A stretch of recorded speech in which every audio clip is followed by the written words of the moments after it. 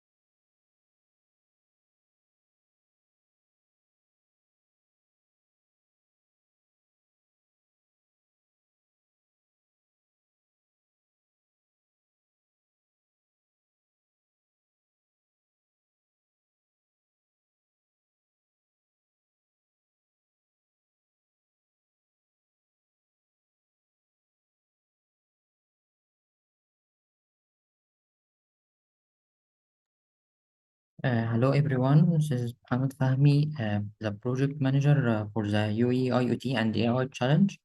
We will start with an introduction about the challenge phases and the challenge overall. Uh, Anyone have a question? Let all the questions in comments in our YouTube, and we will answer it through the live stream.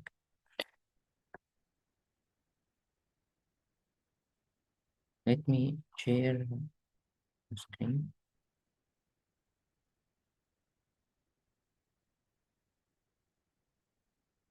As we know, the achievement done in the field of the AI by UAE in the field of AI, this is by the vision of His Highness Sheikh Mohammed bin Rashid Al Maktoum. The UAE IoT and AI Challenge is made the 2031 UAE National Strategy to be UAE as a global AI leader by integrated AI across key sectors.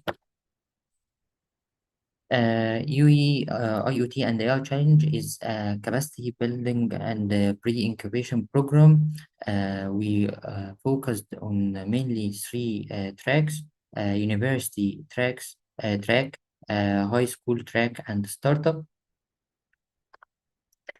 The mainly organizers for the challenge is IEEE Thames Society, also the Global Innovation and Entrepreneurship Company, and we have this year our strategic partner, Rochester Institute of Technology of Dubai.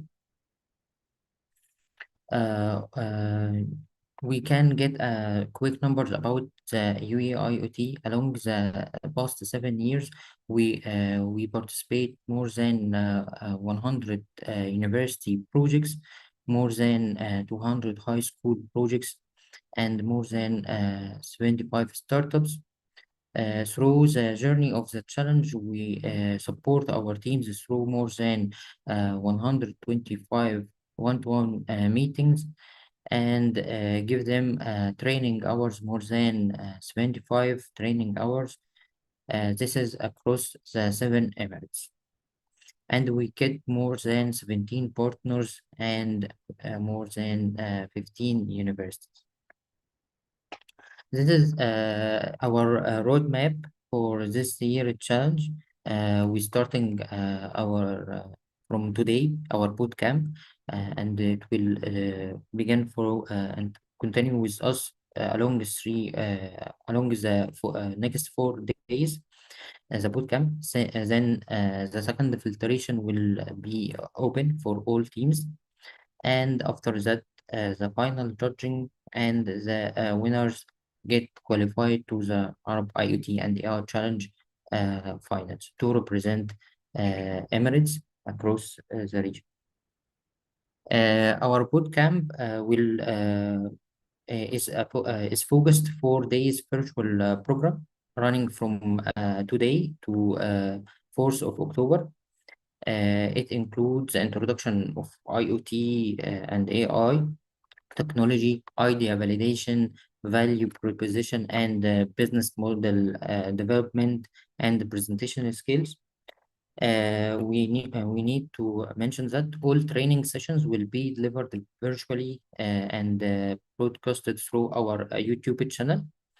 So there is no in-person activities will be required except the final judging, which will be on October 11 at RIT.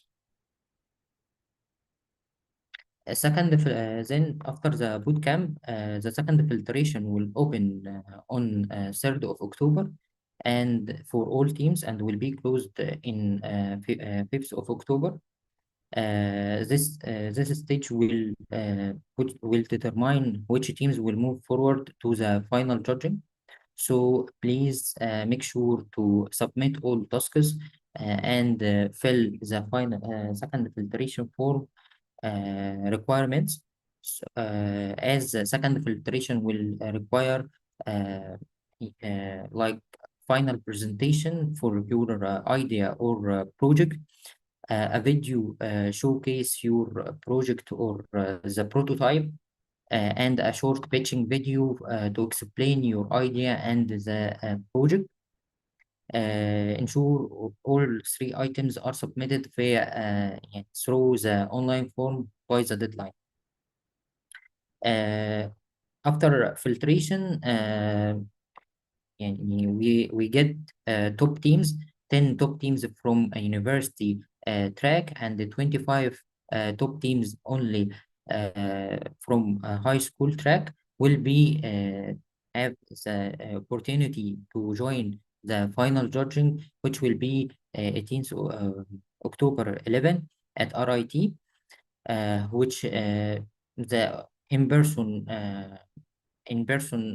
attendance will be required, and also there will be a photography and videography through the day. So all the supervisors for high school track need to take the approve from the parents for each team.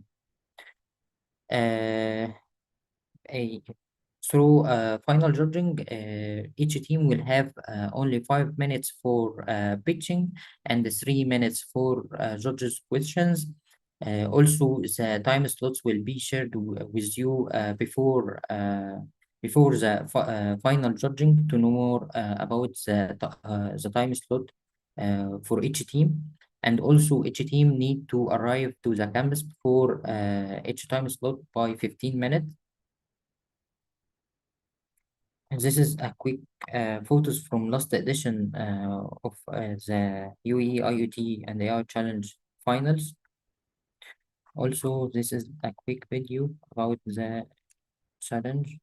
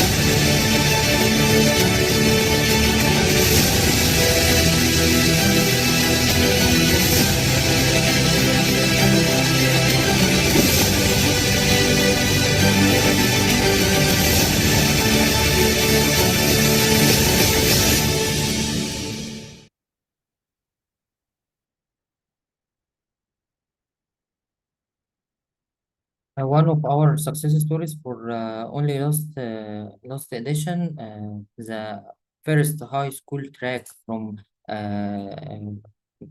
first high school track in UE in Arab IoT and AI Challenge finals from UAE, Mr. Robert, who get the first place in Arab finals.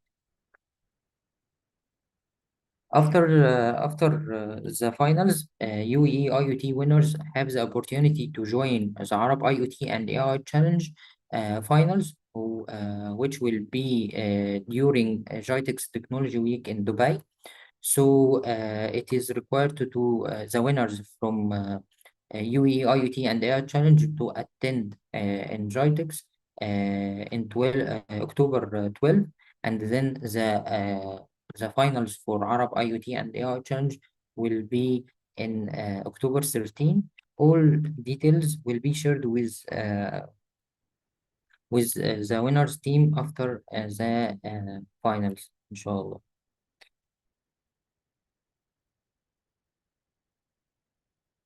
We can get some questions from our live.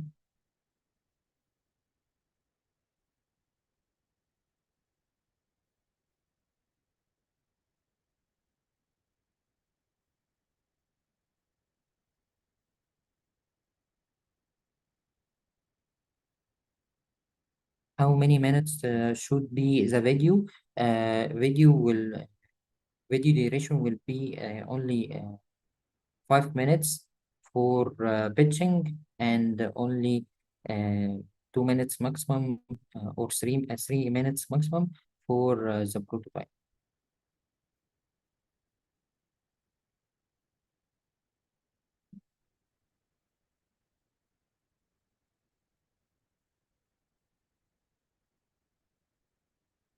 We didn't receive the submission link. Submission link will be open in October 3rd of October, with all participants via through the email.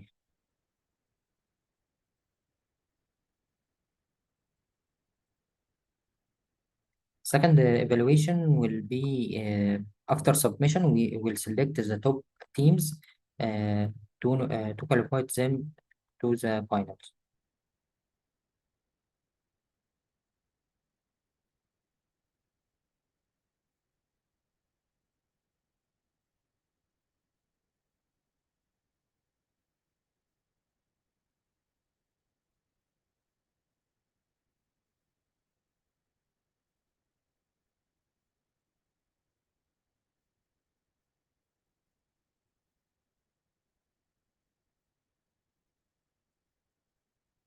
Uh, the winners of UEIUT and AI Challenge will have the opportunity to join Jitex North Star.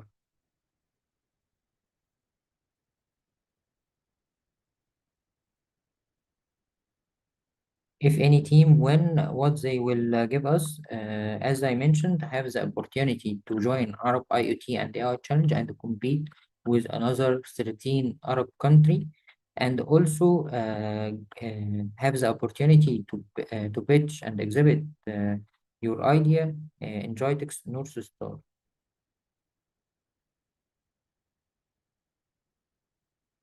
How many teams are participating in this challenge? This year, we reach more than in high school, we reach more than 400 teams, and also in university track, we reach more than 30 teams.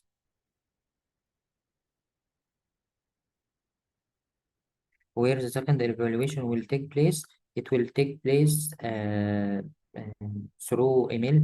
You will submit all the requirements, and then we will review this submission and get the top teams.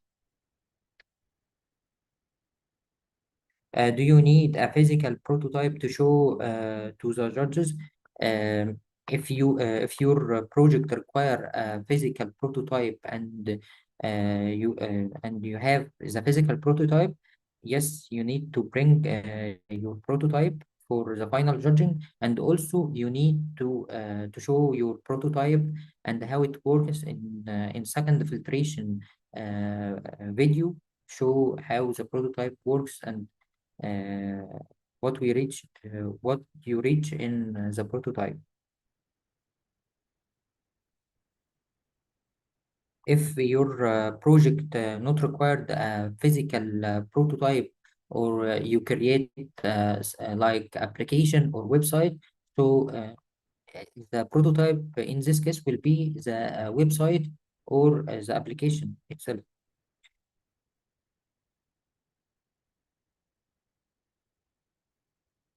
Um, we need to do poster and presentation. You will need to do a presentation for your pitching. For your pitching. When we'll be submitting our projects, second filtration open in 3rd of October and closed in 5 October. And this is the second filtration, and also the final final pitching or final judging will be October 11th. When we get the second filtration form, you will get the second filtration form in 3rd of October through the email.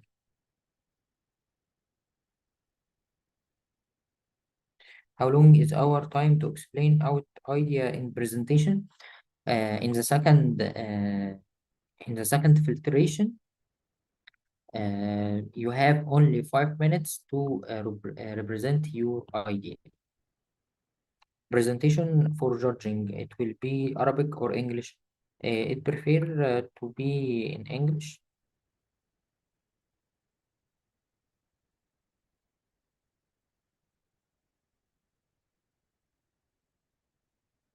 where the second evaluation will take place. It will be you will need to submit your project, your presentation and the videos, and then we will select the best team and will announce the best teams to all participants. So there is not needed to attend physical or virtual. We will make it and get the top teams. Can we have both an app and a physical prototype device? Yes, sure. Uh, you can have the both. It is depend on your idea or solution. Will all teams present or IoT or only final teams? No, not all teams. The top selected teams from the second filtration have the opportunity to attend at RIT, and we'll announce them uh, shortly after the filtration is done.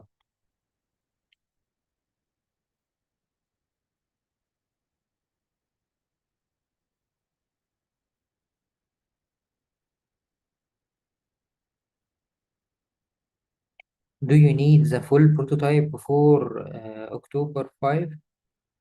You can submit with what done in your prototype. It will be better if you have it complete. If not, you can submit with what you done in your prototype. Can prototype be a picture? Um, I didn't understand you, so please can you clarify more your questions? How can the prototype can be a package?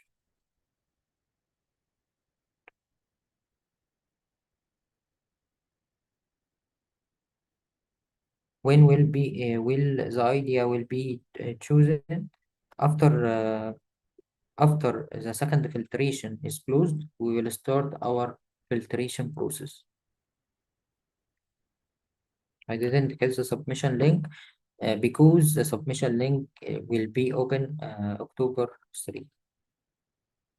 Video in English or Arabic? It prefer to be in English.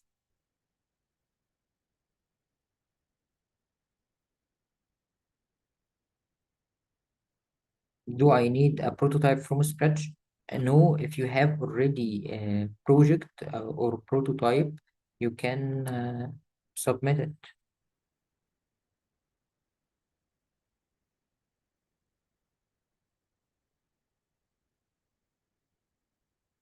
Am I allowed to add animation to the PowerPoint? Yes. And also, during the bootcamp, you will know more about the presentation skills and the tips and the tricks, and you can get more instructions from the mentors will help you during preparing the presentation. What are the key elements that you mainly focus on? You need to focus on your problem and the solutions, and the next days in the bootcamp will help you to prepare well for your presentation. Do we need a prototype?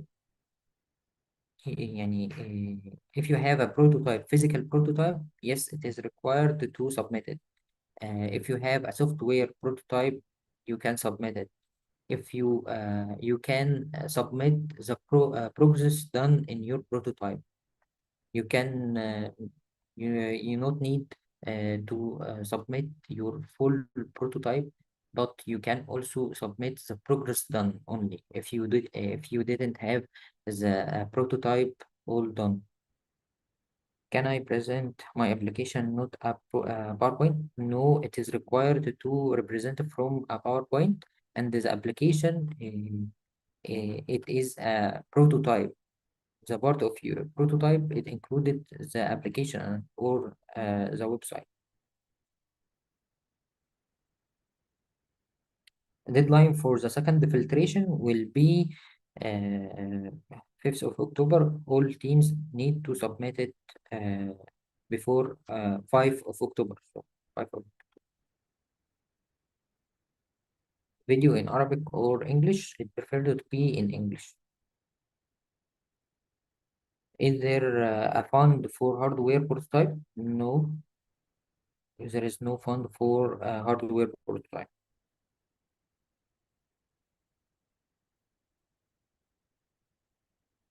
Do we need a physical prototype to show to the judges? If you have a physical prototype, yes, you, you need to show to the judges. If you don't have, it is not a mandatory required. Is it 5 minutes for the video or the explanation?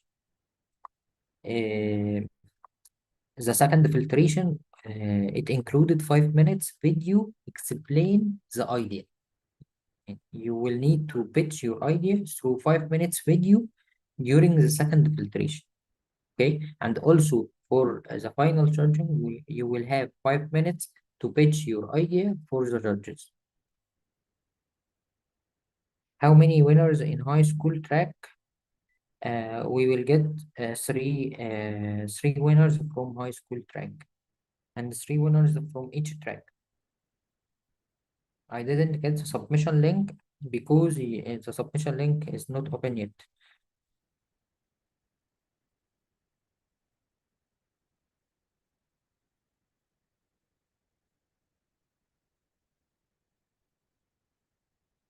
Is there anything important to watch coming up? Yes, we will have next session. It will be introduction about IoT and AI. So please don't leave. We will continue our bootcamp.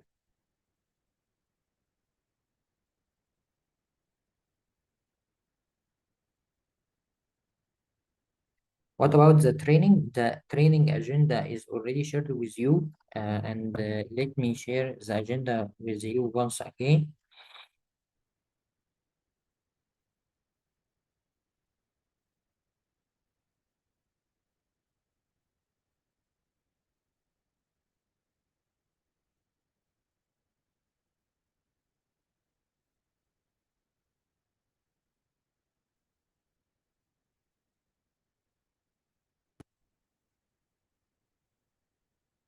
The agenda started from today. We will have today introduction to IoT and AI challenge technology, and tomorrow we will have idea validation. After that, we will have a value proposition and idea validation and business model. And after that, we will have only value proposition. And the last day, we will have presentation skills.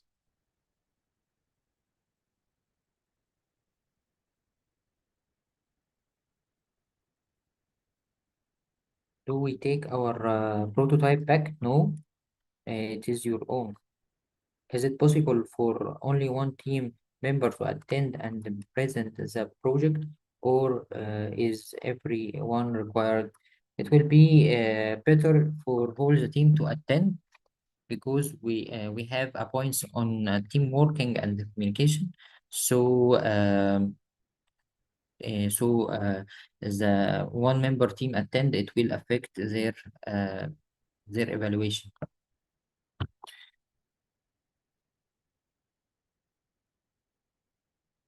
ممكن أعرف متى تقديم البرزنتيشن والمشروع الأول؟ البرزنتيشن والمشروع الأول في السكند فلتريشن هيكون هتبدأ السبمشن من 3 أكتوبر حتى 5 أكتوبر.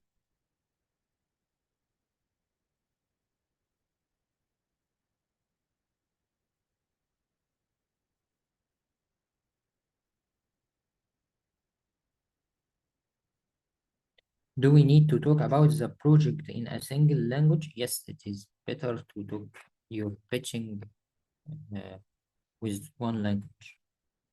Do we need a physical prototype? Eh, If you have a physical prototype, you need to show it and submit it through the second filtration. And if you don't have, you mentioned that one. That is done. You can for that is done. If anyone have any more question, can send to us through email. And now we can start. We have last question. about can I make my prototype simulation my project? Yes, you can make it as a simulation of your project, as it will be the progress done in your prototype till now. Uh, we can start our bootcamp. We have engineer Muhammad Al Baitar to give an introduction about the IoT and the AI technologies.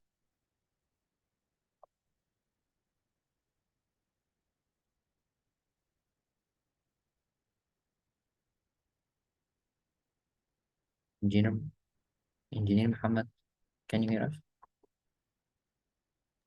Yes, Muhammad. We can start now. Okay.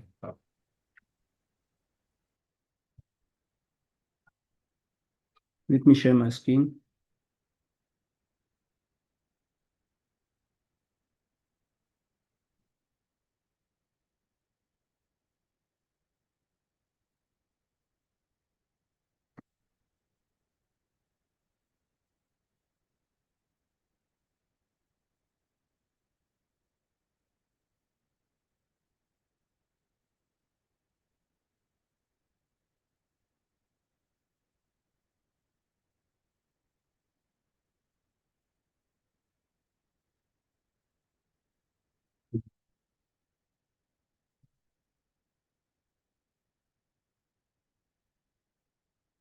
Muhammad, could you confirm my screen is Yes, shared? yes, it is shared and clear. You can start. Okay, thank you.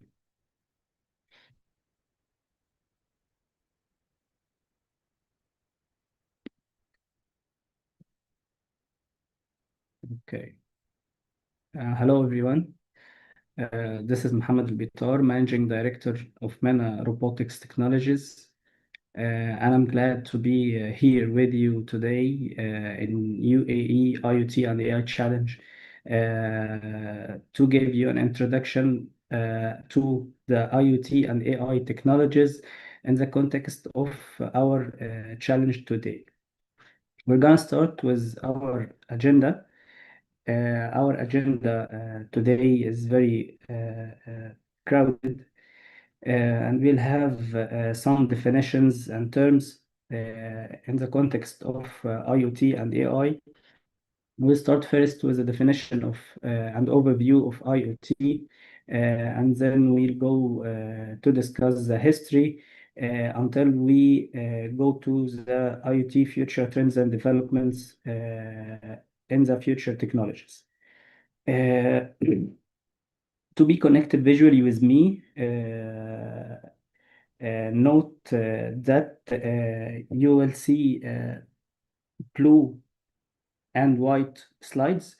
The blue slides represents the headlines, and the white slides represents the sub topics. So please be connected and give me your attention. So we'll start with the definition, then we'll go through the IoT architecture and components for the IoT system.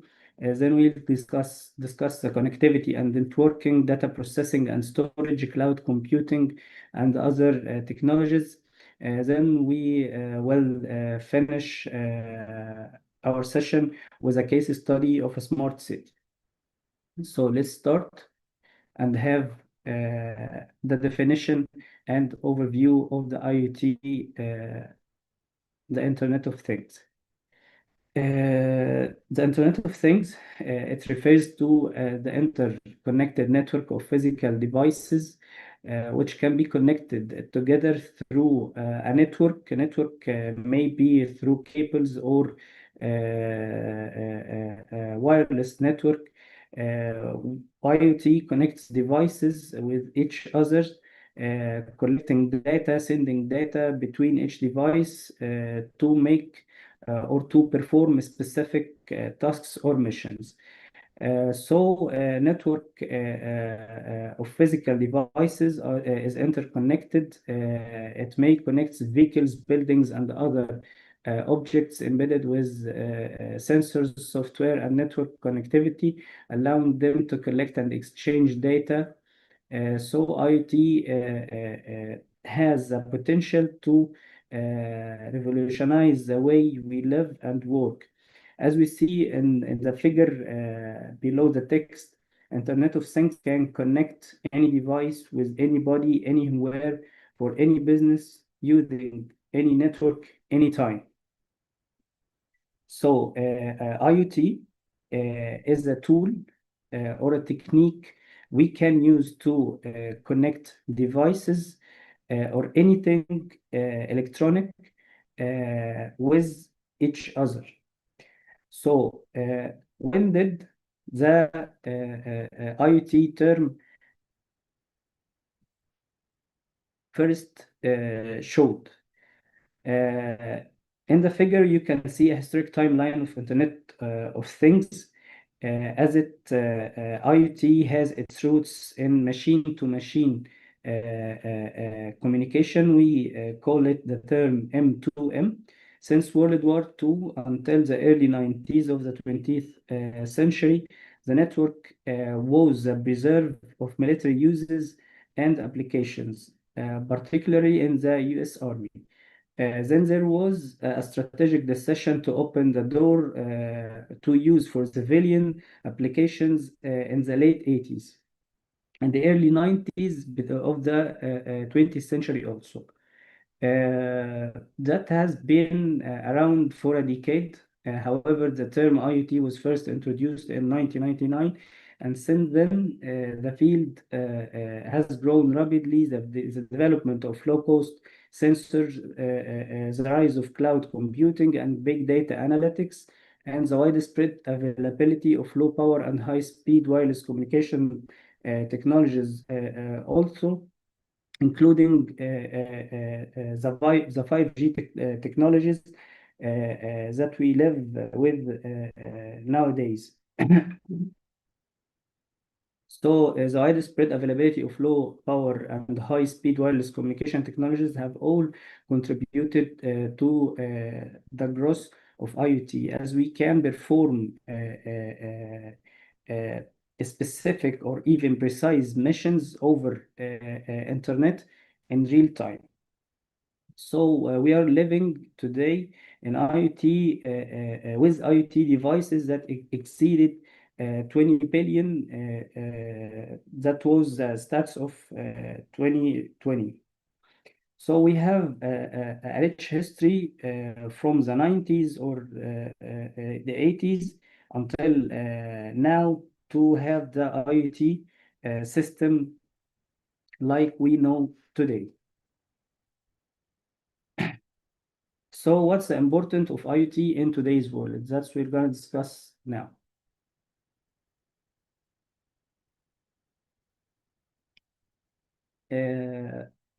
IoT has the potential to bring about significant benefits in various domains, including public domains that we know, like healthcare, agriculture, and others.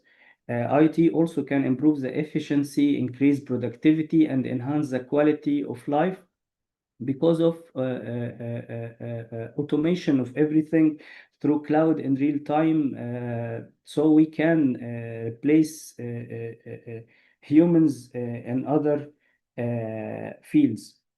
IoT also can address some of the major challenges faced by society, such as energy, food security, and environmental sustainability. In the figure below, we can see the titles where the IoT is integrated with smart homes and cities, vehicles, assets, pet monitoring, controlling, and all of our life areas.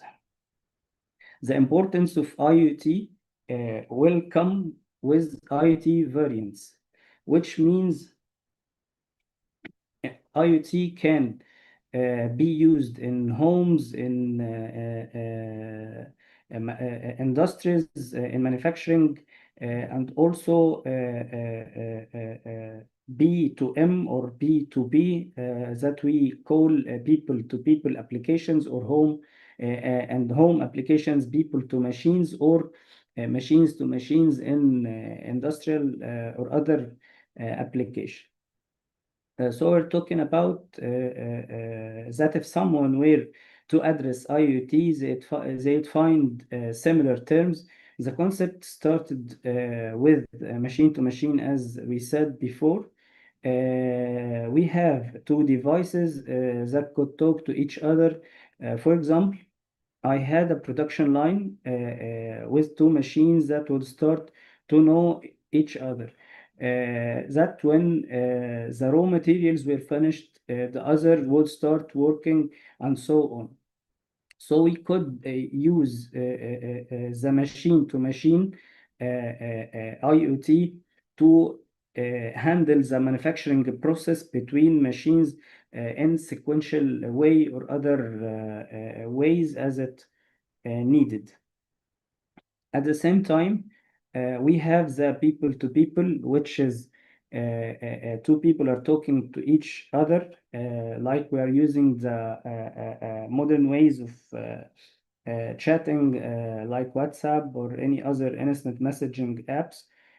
So you could match two heads in a situation and let the machine talk to the person. Also, this way was the beginning of IoT. But as we mentioned before, they were increasing in number, and as a result, the data was being collected more and more, and someone needed to collect it. So you could say this is the internet of everything, not the internet of things. It's the internet of everything. This topic, we can consider it as the spark to the next topic, to define the IoT concepts more deeply and define the architecture of the IoT system and its components. So let's discuss the IoT architecture and components, which actually we find the sensors and actuators and the connectivity and networking, data processing and storage, cloud computing, and edge computing. The typical IoT system actually you'll find as a figure shown in the figure of three main components. The devices component, which is the input devices and actuators or output devices. Sorry. Input and output devices that can be connected to the cloud or the server and to the end user. You'll find these arrows back and go to the cloud or server, and back and go to the area of devices. That means that devices can send data and receive data from the cloud. It depends on the type of the device. Also, the end user can send or receive data from the cloud through the device or sensor area. So let's discuss more deeply, and we'll discuss an example like the WhatsApp architecture. WhatsApp architecture, it's a live example of what we are saying, where we have an application on our mobile phones. It has a server, and we has a sender and a receiver, transmitting device and the receiving device. What is actually being done while we are sending a text or a photo or another thing to the WhatsApp application. Actually, we'll have an transmitting device. When we are writing the text is being encoded through the WhatsApp app, and is being sent through a wireless Wi-Fi or another technology to the gateway. In this case, the gateway or our gateway in this case is the router, home router, which is can be found in homes, offices, or other. The router sends the data through a carrier network like ADSL or fiber optics to the server of WhatsApp. Then the server of WhatsApp receives the transmitted signal from the encoded transmitted signal from the device and resend it to the receiving device through the same channels, and also you'll find the encoded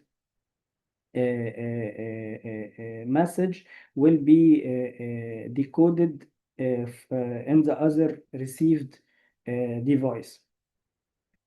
So we are having a sender device that sends a message through a gateway, the router, and the router sends this signal. The signal is carried by a signal carrier or a signal carrier network, which can be the DSL or a fiber, a physical fiber optic to the server of the WhatsApp.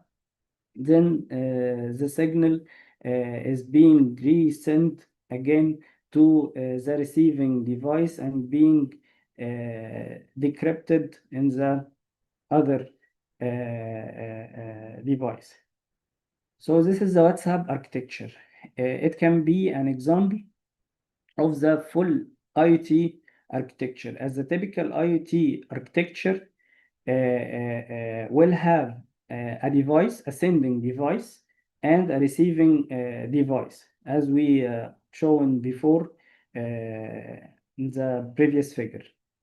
The sending device, which can be a mobile device or a sensory device or any other device that can or has the ability to send electrical signal data through a gateway. Then the gateway sends its signals through a carrier network to the IoT platform server, which may contain the processing process for the data or the analytic process or any other process to the data we need and resend it to the application or the receiving application.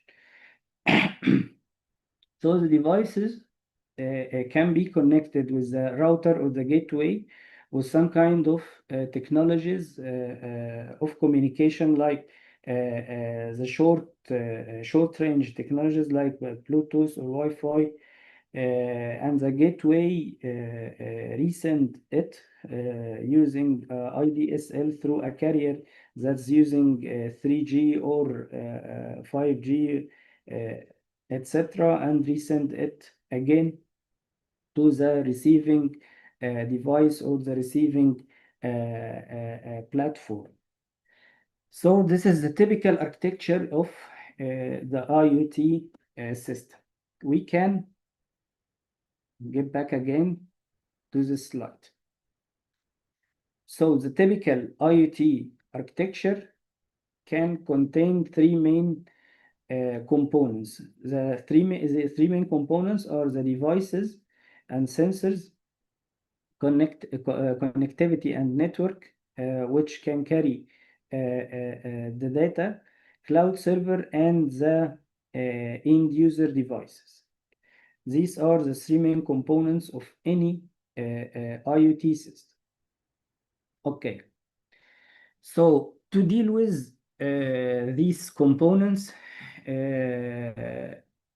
process or data processing, from sending to processing or collecting data to receiving, may pass with what we call IoT layers. That we're going to discuss here. So we can include all of the IoT system components into four main layers as shown in the figure The first is a layer of sensing, which is dedicated for information collection and signal processing from the IoT devices. Here, for example, I give an example for like Huawei Lite operating system chipsets or modules that are responsible for collecting data and for making also signal processing. The second layer we can find the network layer where the electrical signal is turned into waves that's having certain power, data rate, and specific range also according to its types. In the network layer, as we said before, we are having short range techniques or technologies, and we are having also long range or wide range techniques or technologies like the 4G and GPRS technologies. For the short range, we can use to communicate between our devices or the IoT main devices and the gateway. And between the gateway and the server, we are using the wide range network carriers like 4G, 5G, GPRS, and others. And the third layer is a platform which is responsible for data management and device management. We can call it the operations platform also, as we can make some kind of processes on the data according to the need of our application. Also, the security maintenance is being performed here also in this layer. So storage, retrieval, use, service planning, security maintenance, and expenses of data are being done in this platform layer. And the fourth and last layer is application layer, which can be or can be the final layer where we can physically interact with, like in smart homes or Internet of Vehicles, transportation, or any other types of applications. So we have a question right now. Each layer of this layer, what can it be physically? Like when we're saying or talking about the first layer of sensing, how can the sensors be? And the network layer, how can this network should be, or how it could be, or how could it work also? So we'll discuss this right now, each layer by layer, to get more clarity to these definitions. So we have the sensors and actuators, devices of the IoT.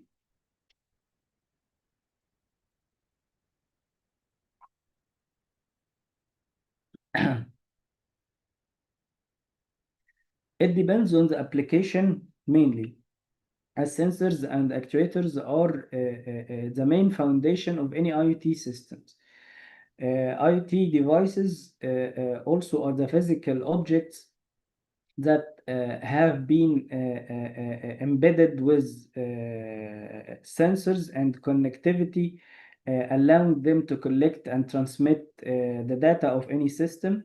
These devices also can take many forms, from simple sensors to complex machinery. We can call it the devices or the IoT devices, and can be found in a variety of settings, from homes to factories to cities,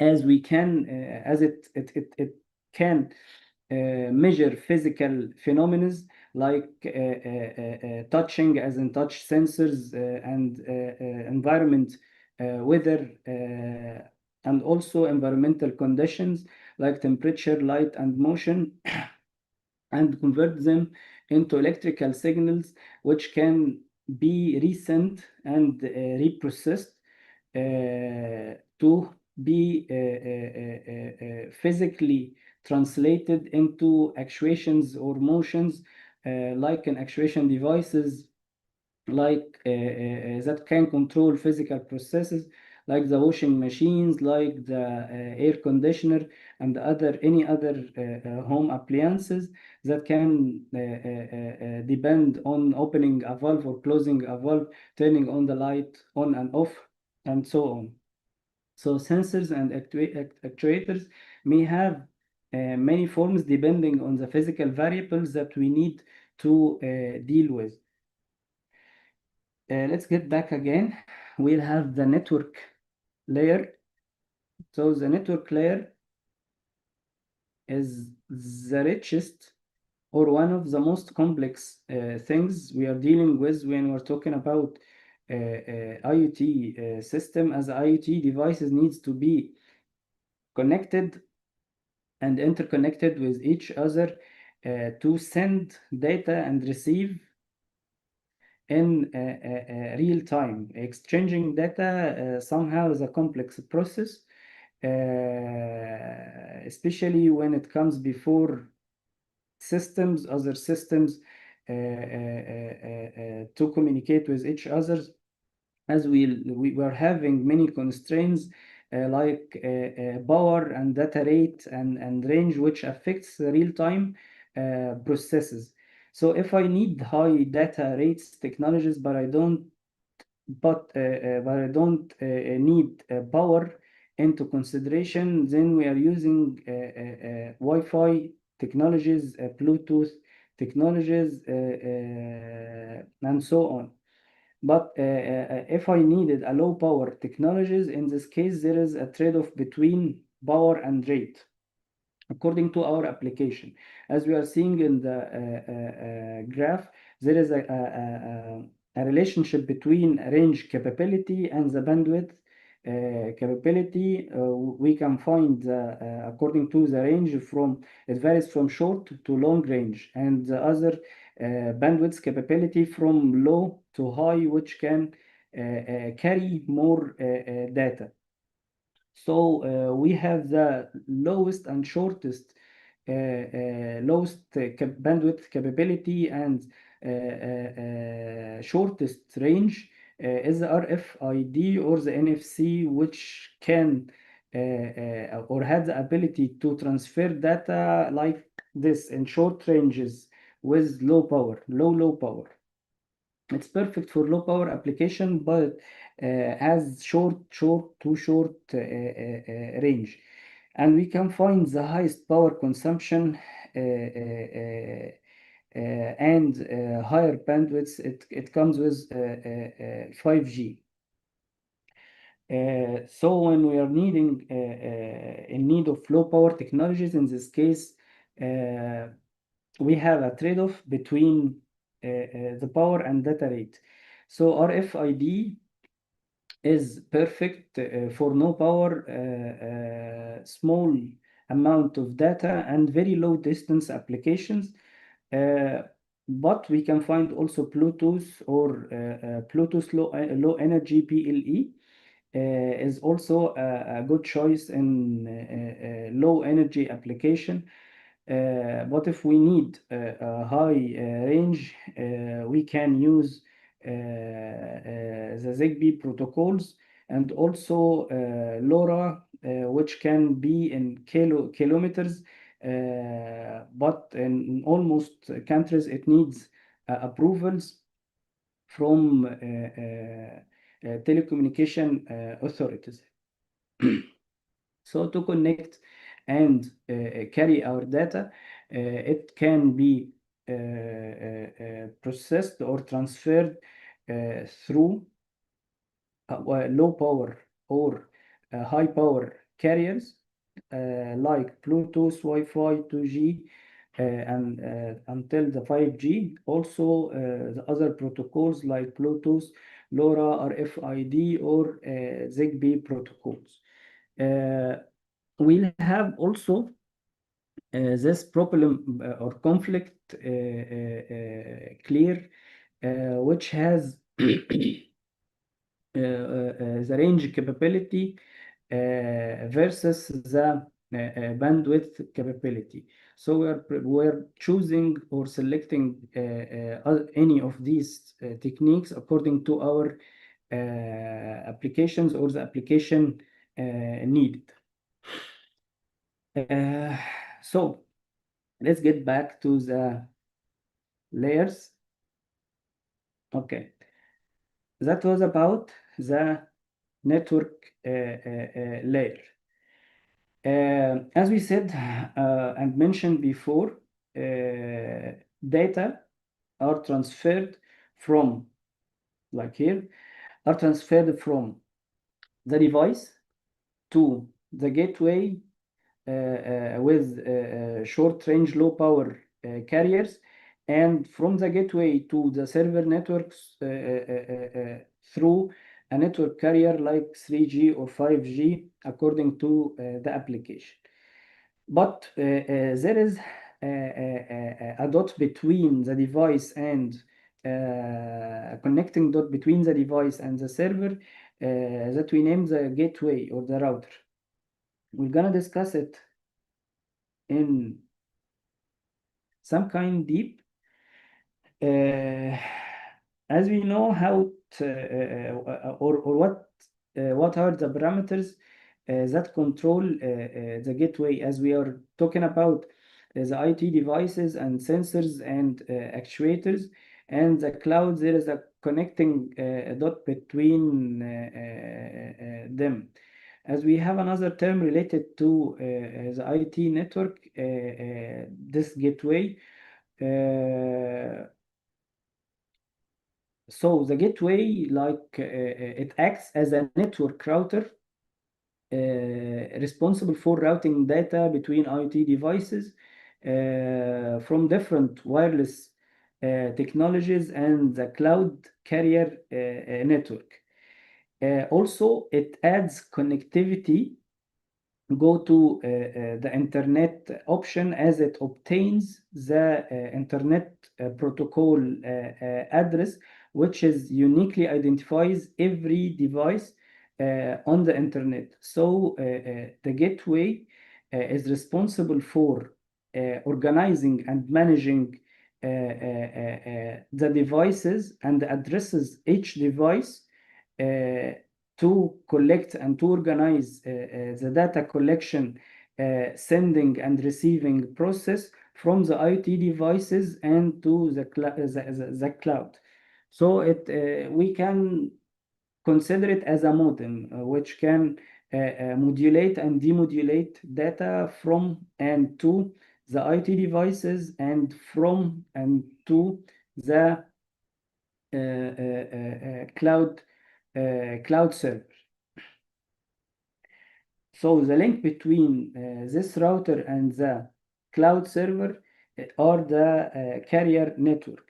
Carrier networks, popular carrier networks that we, I think, all we know are the ADSL network through 3G or 5G, but 4G has roaming problems. Also, we have the low power networks. In case of remote areas, we have satellite internet also. Note that high or also IoT has no roaming problem because of configurable SIM in this case, but 3G, 4G, and 5G roaming problem can also be solved using a global SIM card. So when we are talking about local carrier networks, we have roaming problems. But to overcome these problems, we can use a global SIM card to overcome this problem. We also have another term while we are dealing with the network, as we are having the IoT platform, which is dealing with the server. Between them, we have what we name the application enablement platform, or the AEB, from between the layers of the platform and the application. Let's go to the AEB. That's it. Application enablement platform. Application enablement platform, it acts as a core of the IoT solution, which is designed to provide the foundational services needed to build the solution from the ground up. But we have challenges while dealing with this enablement platform, as we have the application protocols and the communication methods. Also, database handling is a big problem when we are dealing with huge data from different devices. Data visualization, dashboard to show graphs available for different end users. That may be a problem when dealing with huge data also. The main core problem, or one of the most common problem, is the real-time actions is not properly shown or performed. It may be because of the processing and latency made by the processing process, which is made on the server platform, which affects also the availability. That it means when we have a huge data and many requests from devices, then the application or the platform may not respond according to types of data and the amount of processing.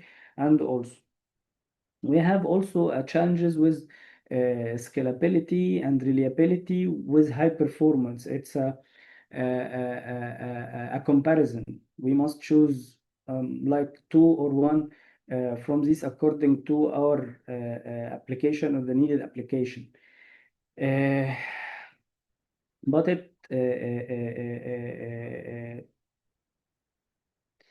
we can say it's suitable when we are using amounts of devices. We can address protocols for each device. It can be done like we are using large amounts of microcontrollers and microprocessors. We can customize protocols for each microcontroller or for each microprocessor in the same application. That's one of the advantages of the system. As every device has different protocols, IoT app protocols may vary from the HTTP to MQTT or MQTTS. As an IoT engineer, need to know all of the web technologies and other technologies to build his own solution sometimes, which we recommend each team in this challenge, or an IoT team must have diversity of experiences to can deal with different technologies. So the AEP is an important and essential way to connect and interact between the platform layer and the application layer to deal with the end user. So the application enablement platform also has its own components, which is responsible for device management, device management and device registry, and visualizing the data, monitoring the data which was being processed before on the cloud. Also, it may have memory databases integrated with analytics platforms that can be visualized. So we have five main components of any application enablement platform to give me finally the API.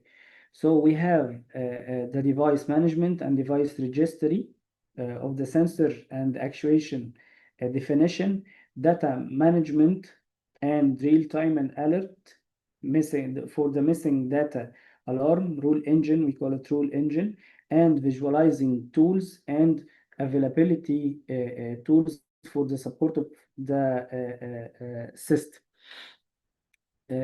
So all of that gives me the API finally, which takes us to another topic related to how could we process and store the data on the device or from the device to another device. Also, there is an important question. How can or how the data is being processed? Data must pass through a data life cycle management. Okay. We have also on-device and the cloud storage types. So what are the core differences between these techniques? That we are going to know here. Data processing and storage. Please remember, data processing and storage is a subtopic from this topic, IoT architecture and components.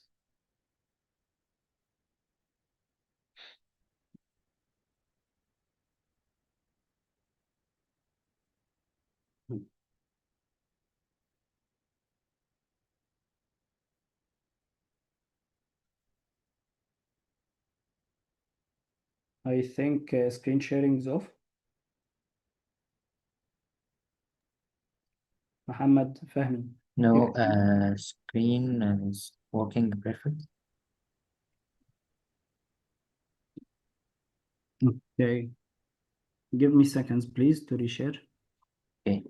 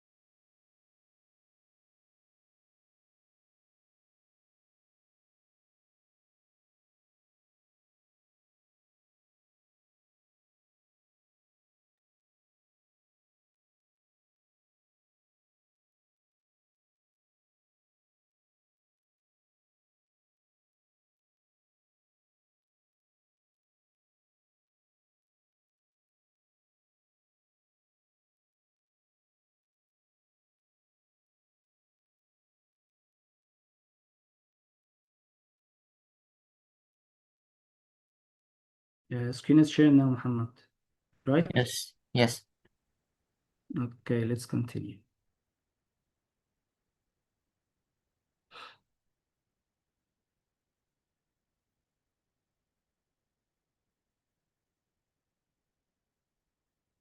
Okay.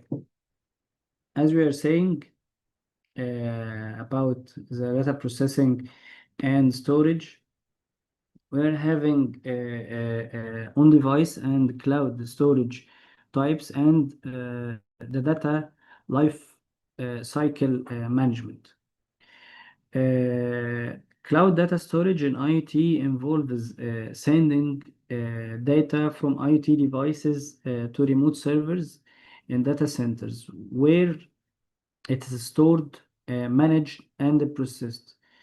This can be facilitated through public, private, or hybrid clouds infrastructures provided by various service providers. This technique, the cloud data storage, may have advantages and also may have another disadvantages. The main advantages of this technique is the scalability, accessibility, cost effectiveness, and the scalability is a term that is defined, that is easily scales to accommodate large volumes of data, allowing storage capacity to be adjusted based on current needs without any significant upfront investment, which is an advantage for this technique. Also, the accessibility, which is means that data can be accessed and analyzed and managed from anywhere worldwide, provided there is internet connectivity for sure. Also facilitating remote monitoring and management.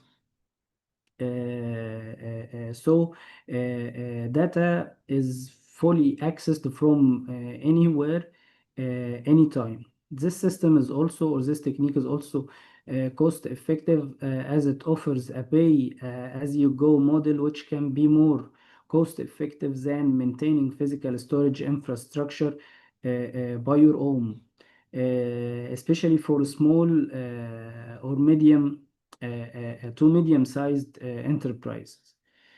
Uh, and for sure, any system or technique has advantages and disadvantages, and the disadvantages for this technique is the latency and internet dependency and security issues and concerns also. Latency, which is depending on the network response and the physical distance to the cloud server, there can be higher latency than on a device than on-device storage, which might be problematic for real-time applications. Also, internet dependency requires a reliable internet connection to access the data regularly, which could be a limitation in areas with poor connectivity for sure. Security issues also and concerns while storing data offsite introduces potential security and privacy risks, necessitating trust in the cloud provider's ability to protect the data and also to ensure compliance with relevant regulation. So we have in this issue many concerns while storing data off-site. We may face many problems here. To know more about advantages and disadvantages deeply, we must discuss first the data lifetime cycle. As the data passes through six stages from data collection until to data deletion. From data collection, the second phase or the second cycle is the data processing and storage that we are discussing and comparing between on-device and the cloud storage types. Data processing and storage, then data usage, how to use the data or the purpose of data to process or to inform or to visualize or any other usage. And then the data sharing and distribution, and then the archiving, and finally the data deletion. So for the data collection, we have key consideration to ensure data reliability through validation and the cleansing. And the key consideration while processing the data is to be secure and organize the storage for accessibility and analysis. We can call any of our data needed easily if it is well organized on the storage platform. And the key consideration for data usage is the ethical using of data, or what are we doing with the data while we are collecting it. And finally, sharing data and distribution while using APIs or interacting with APIs. We are having the access to manage and control data without always encryption and secure transmission. And also after this phase, we can archive the data or delete the data or do whatever we want with the data. So the key consideration while dealing with archive or data deletion for archive is based on regulatory needs, utility, and value. When archiving data, we can have long-term retention of non-active data for future use or compliance, or we can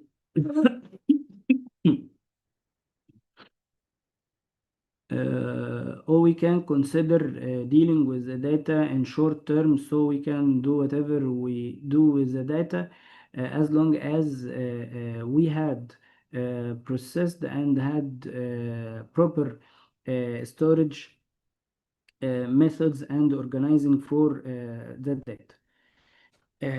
The main issue here, let me share from another device.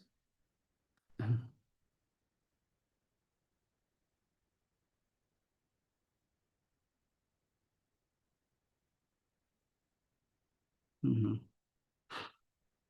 Okay. The main issue here is while dealing with on device and the cloud storage. Okay.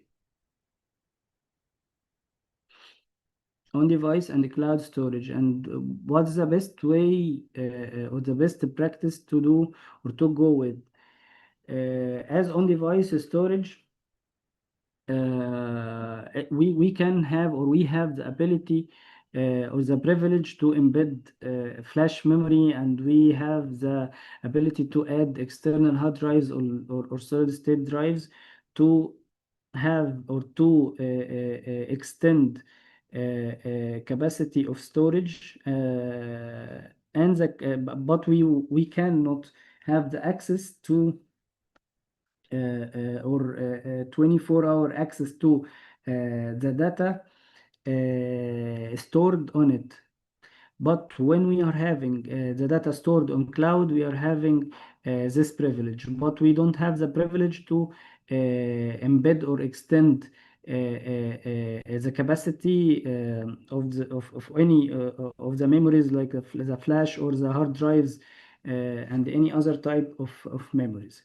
So we have core differences between traditional and modern uh, techniques of storing data and processing this data. We can call it cloud computing and edge computing. Cloud computing is the way that we were talking about in the last few slides, where you can find the typical data life cycle management is being performed. The cloud computing, you can find the processing or the data being processed by devices while grabbing the inputs and processing, and then the outputs then send the result directly to the cloud. but the edge computing is totally different as processing is being performed by the edge of the cloud, while cloud computing is not the preferred way to go with these days. Cloud computing can provide centralized platform for processing and sorting all of the IoT data, but the edge computing, on the other hand, has another privilege that refers to processing data at the edge of the network closer to the source of data. So the edge computing can be used to reduce latency and increase the reliability of IoT system, which enhance the IoT real-time data management.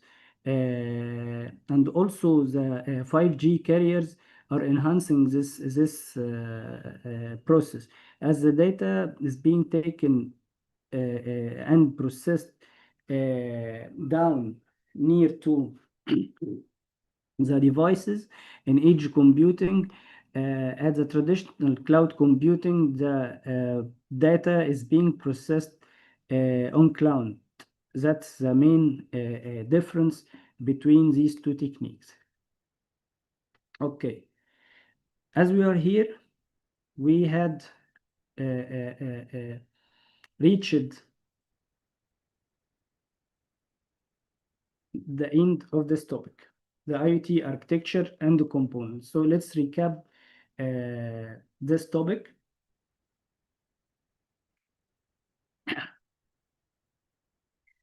IoT architecture and the components, we have divided it into three phases with four main components: the sensors and actuators that we named devices, network, processors and storage, and the cloud computing and edge computing. We had an example to dig deep into the IoT architecture definitions. So we had an example about WhatsApp and how does it work to the IoT architecture.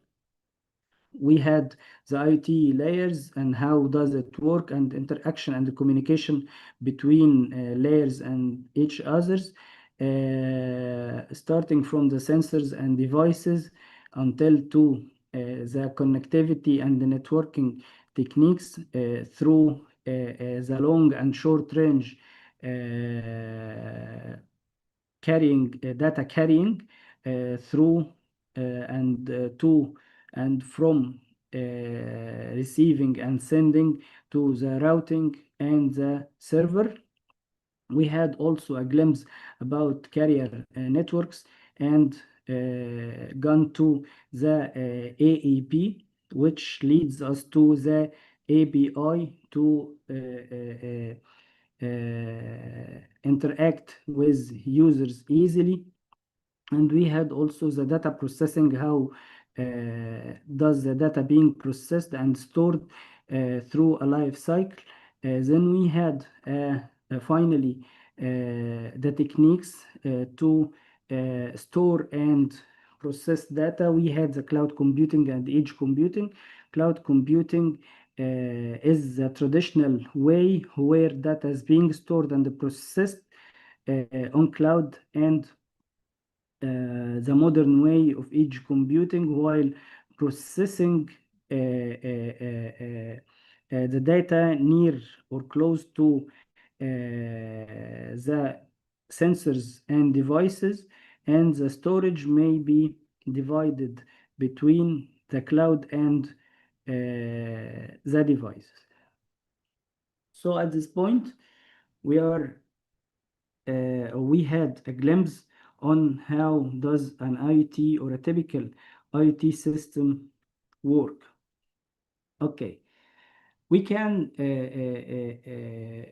mimic this system or architecture to a real time or a real application. I know that you have your own projects or your own ideas that you're gonna discuss with the mentors later.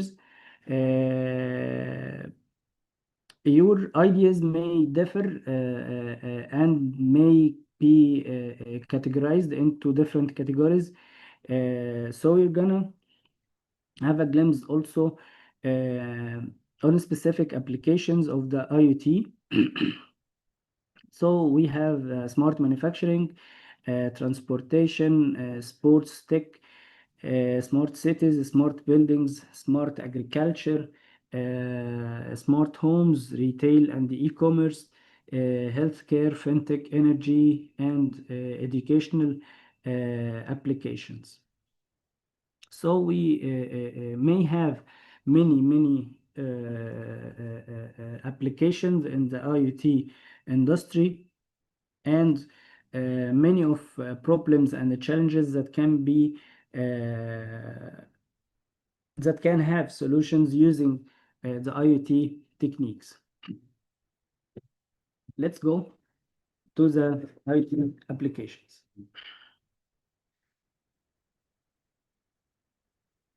and have a sip of water.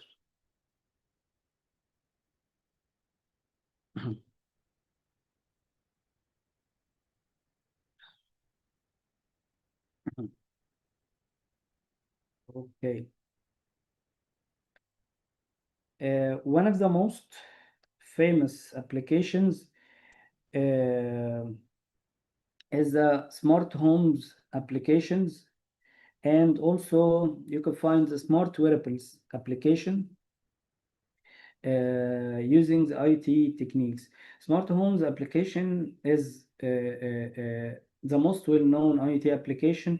Smart house or smart home, where you can use sensors and actuators to automate the place where you are living, like open and closing the curtains, or controlling the AC, or any of your home appliances, or collecting the data, if you don't need to control it directly. So we can apply the typical IoT system on the home or the place we live or work, to control or to monitor by using devices, sensory devices or actuation devices that's connected to a routing or a routing point, which sends data from these devices to a server and resend it to your API that can be implemented on a mobile device or a web window, according to your application or what you are doing in your project. So smart homes is the most well-known application of IoT. While talking about IoT, it includes also the industrial applications of the IoT that is being used widely as a manufacturing or a factory owner, or a monitor or a supervisor. I may have, or I may have the ability to monitor and control any of my factories or any department machines through my mobile phones, from anywhere, anytime in the world, using an IoT system, while connecting the machines each other to a routing point also, and sends data to the server and resends it to the receiving point, interacting with it using the API through my mobile phone or whatever. Also, we have one of the most common and popular also application of the IoT applications, which most of you are interested in, is the wearable applications. As you can build from scratch or reuse and develop wristbands or headsets that make specific functions like health monitoring or fitness trackers or any other application or function. So wearable devices and IoT enabled consumer devices are necessary these days for everyone, I think. I think also we are, most of us are wearing smartwatches that you can connect or can connect it to an IoT system or any other system to monitor or to control any of other devices. So IoT applications in this field is widely used. One of the most interesting applications also is agricultural applications of IoT. As agriculture refers to many of tasks and missions and functions as we can monitor plants, or IoT can help us also in supply chains management, like in importing and exporting, importing seeds and exporting our harvest to other vendors. And so also you can use or integrate any other techniques like AI or drones in agriculture for like monitoring or farming using UAV also. Tracking and tracing the plants, and also aquaponic farms, for example, which needs precise farming techniques and precise monitoring and data prediction, clear data prediction and precise data prediction. So agricultural IoT simply refers to using the Internet of things, which things are the devices that may or can be used in the agricultural process that can improve crop yields, reduce waste, and increase sustainability for all kinds of agriculture or any areas of agricultural techniques. One of the projects I've seen before, like 2 years ago, was a robot UGV unmanned ground vehicle that has a specific arm responsible for seeding plants, which can communicate to a server and being controlled through the farmer's mobile phone. That was one of the applications I've seen 2 years ago in the UAE and IoT and AI challenge. So I'm excited to see your work, inshallah. Okay. Another important topic is IoT security and privacy.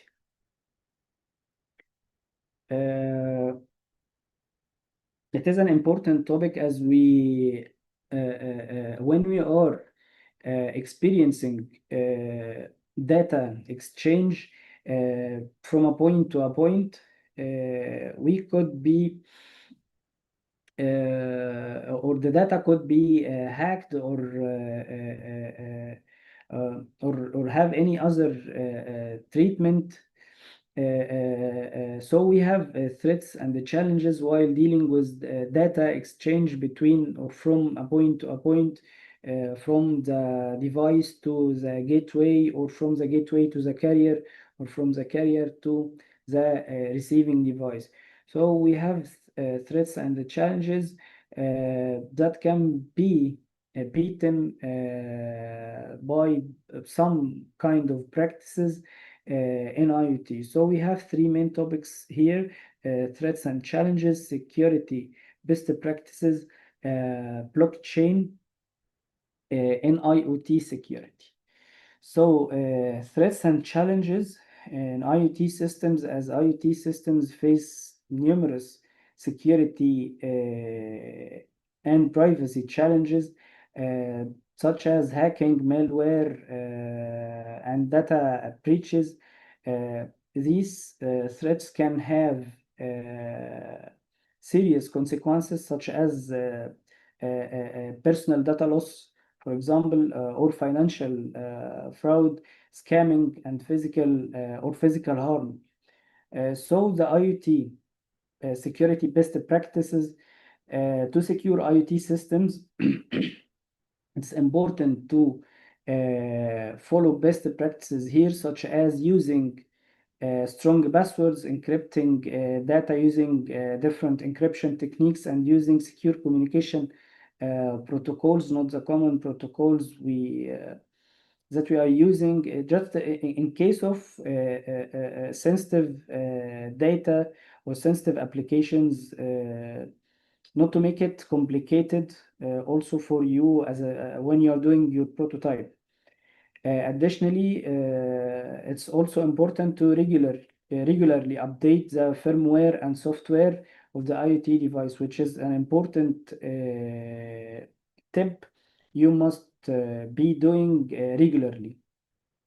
Finally, the role of the blockchain in IoT security, as a blockchain is a decentralized technology that can enhance the security of IoT system by providing a secure and transparent ledger of transaction. So blockchain can be used to verify the authenticity of IoT devices, which means each device must have its own IP address, must be authentic, to can be verified through the blockchain process. So the authenticity of the IoT devices is a must. Secure the communication between devices also using the blockchain, and can protect sensitive data. So blockchain in IoT security may be a must to have a secured IoT system. So a secured IoT system and private IoT system must be encrypted, must be updated its firmware and software regularly, and also have different and specific IPs and authentic IP for each device to ensure its security and its privacy. Uh, I think we had a crowded program today, but we can summarize it into main points. Our first point was about the definition of the IoT system, and the second point was about the IoT system architecture itself. Then we had to break down this architecture into components and layers, and had definitions for each component and layer. And also our final topic was about how to get our system secured and private. After we had the knowledge or the introduction to this knowledge, we can mention a case study in a smart city as a use case of IoT.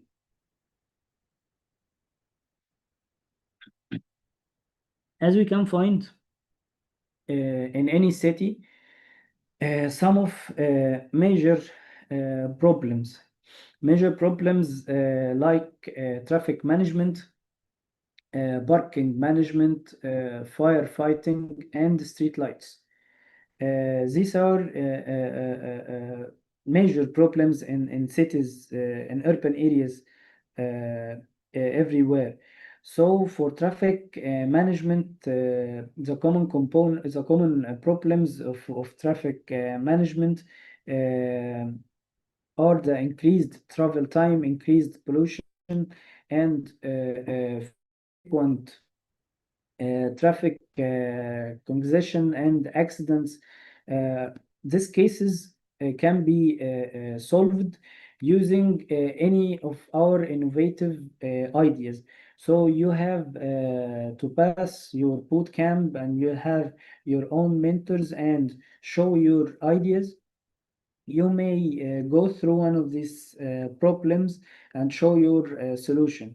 But I'll introduce you an example solution written in an IoT form from the sensing layer to the application layer. As we are going from the down or the bottom layer to the top layer of application, we are having the sensing layer first. Sensing layers which include the mobile device data collection and traffic flow detection and monitoring from cameras or any other sensors from the streets.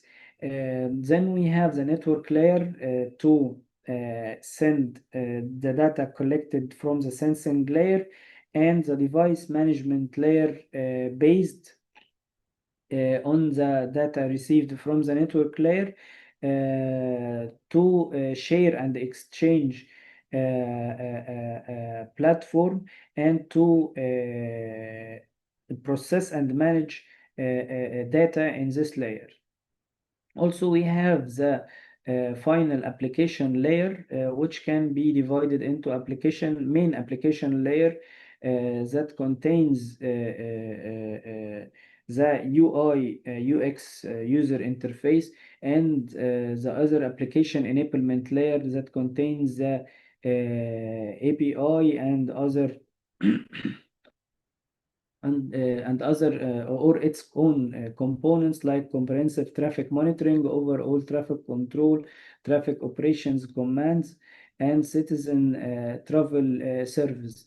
According to each application, we can break down the application enablement layer components into whatever components we need according to our vision to the project. Yeah. In the solution here I'm being showing uh, these components from my point of view. You may have any other practices better than this practice. So I'm showing here the way to how to think and break down the solution of the problem after you have a problem, a proper problem statement. Then you have, or could you have a solution in an IoT way. So this was the first problem meant to be with the traffic management, and the second is a parking management uh, problem, which will have its own solution also. About the parking management, we had here the parking experience and the parking management itself. And the parking experience in the bottom figure, as users may have or face difficulties in finding parking places or spaces, difficulty in finding vehicles also, difficulty entering and leaving parking lots, or outdated payment systems. All of these titles or topics are entitled into the problem statement. I'm stating the problem and breaking down its own components into points.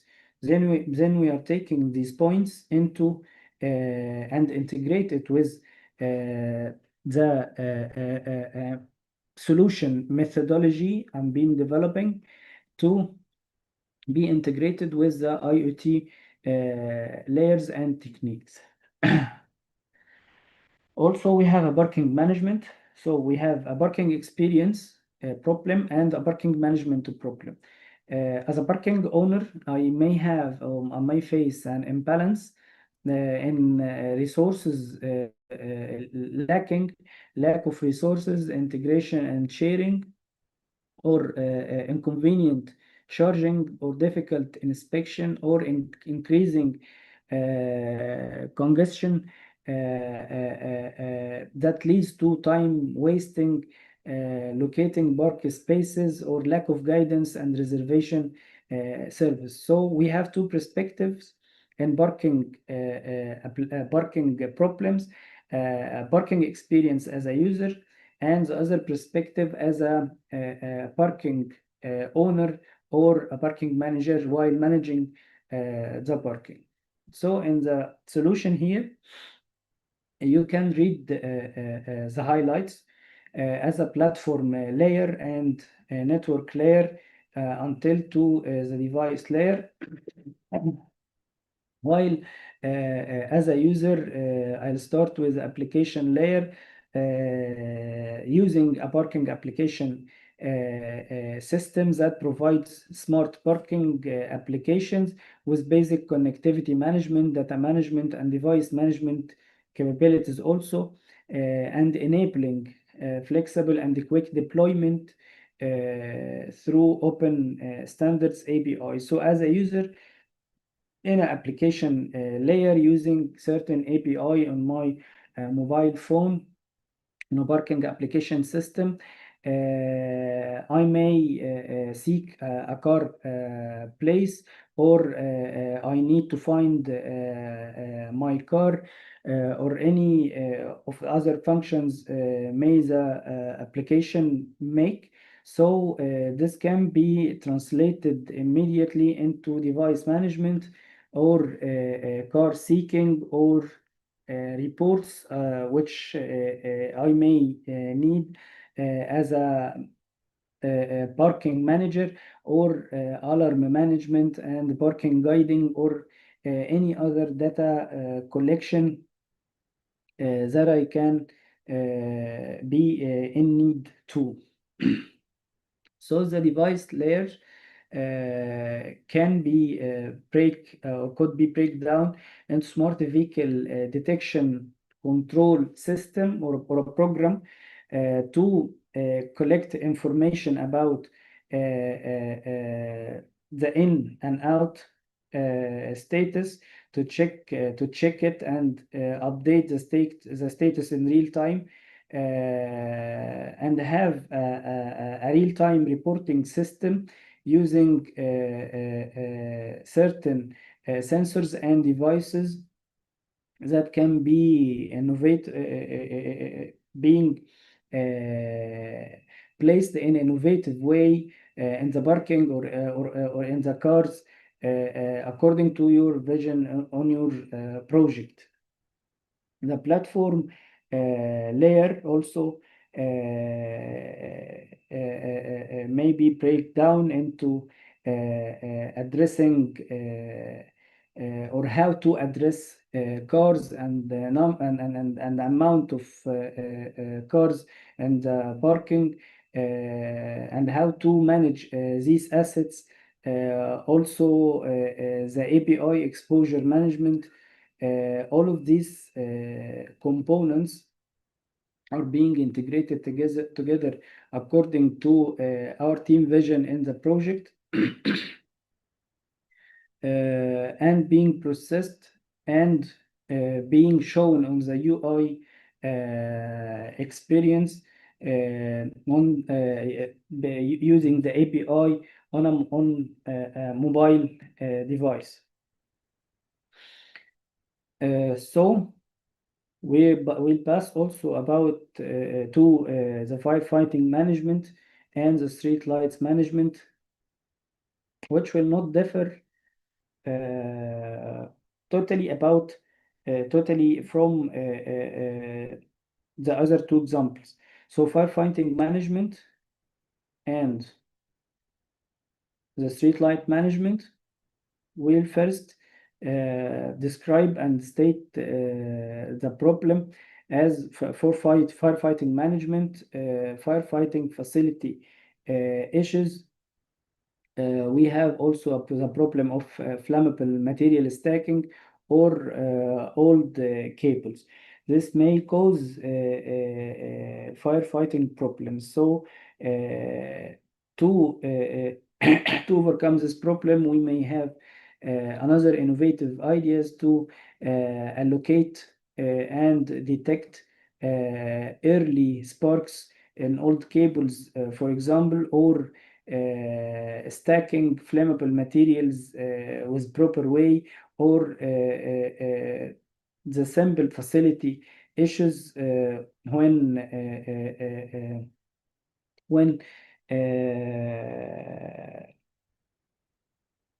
installing devices installing devices and sensors that can uh, fight the fire using certain nodes in the building. Also, we have the street lamps and the street lights management system. As we all need in our city a reliable lighting, emergency lighting also, that starts the emergency lighting in bad weather or special weather during daytime. Simplified 1M also, energy conservation, which is the main concern in the street lights management for sure. So for this system, we may install sensors like the light detection sensors or light detection resistance sensors, and reconnect all of them with an IoT gateway to send its data to a carrier network, to the cloud, and to monitor and gather these data from the app in a station or governmental station that's meant to do or to deal with this case. So I think traffic management, parking management, firefighting management, street lights management are the same as each other, but in different ways according to each team philosophy or methodology and problem statement or addressing the solutions. Okay. So we have a smart city right now that we have a traffic management system and a parking management system and firefighting system, and controlling and monitoring the street lights status in a perfect way using the IoT case architecture from device layers to the application layer. Okay. Until here, I think we have finished our core, and we'll now go with the future trends of IoT and development. We can go to the emerging technologies of IoT and IoT standards and interoperability challenges and opportunities of the IoT also. So first, the IoT future trends and developments and emerging technologies and innovations. As the IoT continues to evolve rapidly, driven by new technologies like 5G that we have mentioned before, AI and edge computing, as we mentioned before, also these technologies is enabling new and more sophisticated IoT applications and enhance the capabilities of existing ones. Also, emerging technologies like the edge computing and AI, robotics, and other methodologies and software or hardware techniques that has the ability to enhance and fastening the innovation of IoT industry. IoT standards and interoperability. To ensure the interoperability of IoT devices and systems, it's important to have clear and standardized protocols when we are communicating between devices or to gateway or between gateway and to the server or uh, from the server to the user. We have to standardize protocols as the IoT standards are being developed by organizations, each organizations on its own, such as the Internet Engineering Task Force, aka IETF, the Institute of Electrical and Electronics Engineering, IEEE, the managing and organizing partner here in UAE and IoT Challenge, and also the International Organization for Standardization, ISO. So IoT standards or IoT protocols must be standardized to ensure proper communication between any of IoT devices anywhere, anytime. And finally, the challenges and opportunities that faces the IoT industry and IoT technology scalability, as while IoT holds great promise for sure, it also faces numerous challenges like the need of secure, reliable network. It's an important issue as the data privacy became more important when dealing with sensitive data or military or intelligence data. It became more important. That the challenges also represent opportunities for your innovation also and the growth in the field of IoT, while challenges or nowadays challenges is represented or representing also opportunities for us. While talking about IoT future trends, we can mention specific trends like the IoT, big data, cloud computing, and AI. Also, the AI IoT as a merged integrated technique. Also, the IOV or the Internet of Vehicles.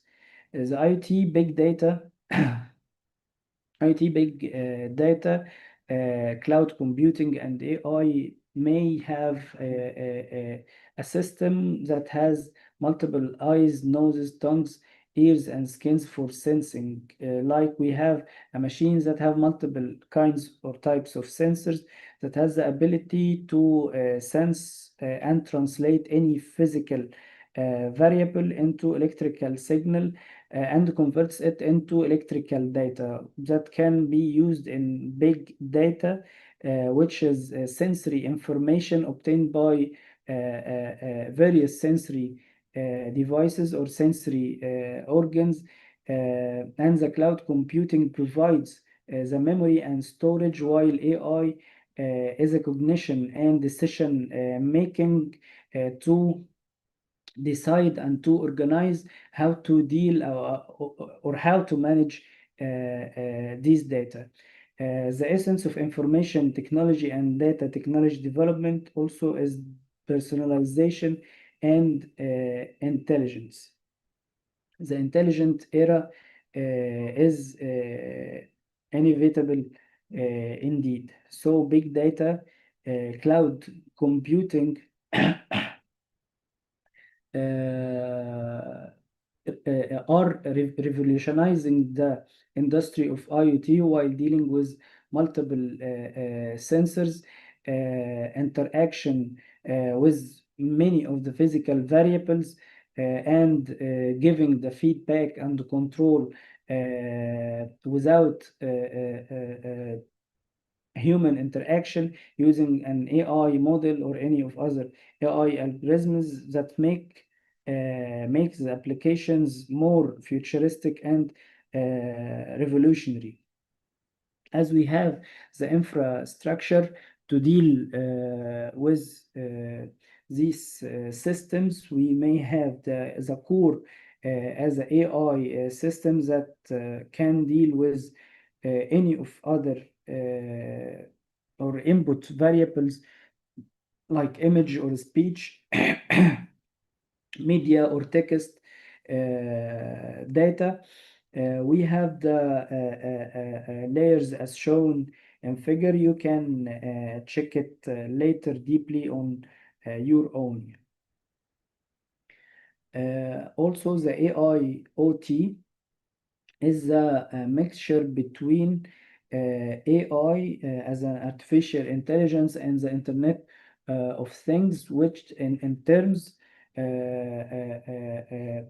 or we can say it is an IoT system in a context of AI. While AI is to promote intelligent connection of everything, and focuses on data management and data processing in a smart way that may depend on deep learning or machine learning or any of the other techniques of the AI. As AI and IoT complement each other, IoT provides huge amounts of data for deep learning and scenario based interconnection of IoT. As IoT provides also a basis for fast implementation of AI, AI converts data into value through analysis and decision making. As an AI system itself, it can be a system responsible for collecting data and managing these data, stacking and storing these data. But the AI, while integrating an IoT system, an AI system or AI model can convert these data into valuable data, as it can analyze and make or take decisions according to these data, and make or translate this analysis and decision into physical actions, like when dealing with a factory machines integrated with an IoT and AI system. The AI system may decide to increase productivity or reduce productivity according to data collected from machines, according to the machines status. We have some of our production line components needs to be maintained. So as an AI system, I'm deciding to reduce the power of the machine, or reducing the production speed, or any other decision I can make as an AI system to decide the best practice. So AI model adds a value to the IoT system by making a value of the data collected, which is most important thing for your projects in this challenge. One of the most uprising application and promising application and widely used application is the IUV that you can see. You can see most of companies turned this idea into business, like the Tesla cars, which embed the IoV techniques and the Internet of Vehicles between its vehicles, as the Tesla vehicles can communicate and connect with each others. As the Internet of Vehicles means that in vehicle devices on vehicle can use wireless communication technologies to make full use of all physical dynamics that surrounds it on its track on the road. So vehicle is collecting information and data from sensors and devices while navigating in the streets. And while integrating AI with the IOV,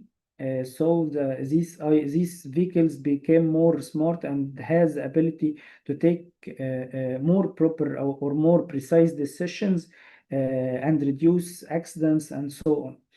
IV also has the following characteristics as shown at the bottom text, as it provides assurance of the distance between vehicles and each other to reduce vehicle collisions. It also provides real-time navigation for drivers and communicates with other drivers if there is any interruption or any